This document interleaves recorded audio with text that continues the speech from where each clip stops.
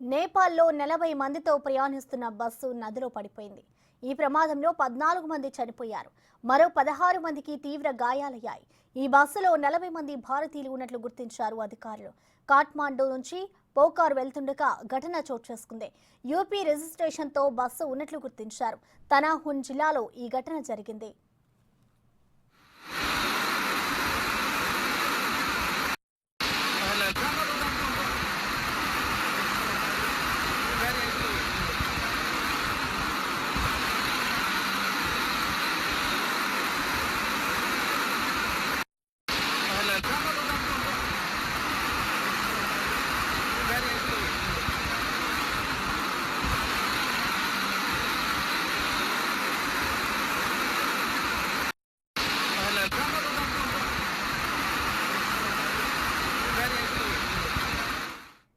నదిలో కొందరు తప్పిపోగా మరికొందరు బస్సులో చిక్కుకుని చనిపోయారు.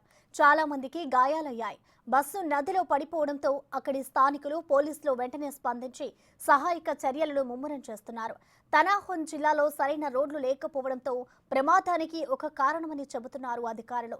ఇక బస్సు డ్రైవర్ నిర్లక్ష్యంగా బస్సును నడపడం ప్రమాదానికి మరో కారణమని అధికారులు చెప్పారు.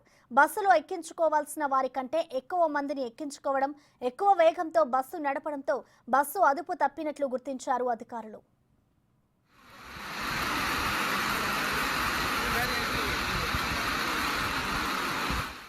ప్రస్తుతం తనాహున్ జిల్లాలో ప్రమాదం చోటు చేసుకున్న రోడ్ టెర్రర్ రోడ్ అని స్థానికులు చెబుతున్నారు. ఇక ఇదే రోడ్డులో గత నెల నుంచి చాలా ప్రమాదాలు జరిగినట్లు అధికారులు తెలుపుతున్నారు. గత నెలలో ఈ రోడ్డులో దాదాపుగా 62 మంది చనిపోయినట్లు పోలీసులు వెల్లడించారు.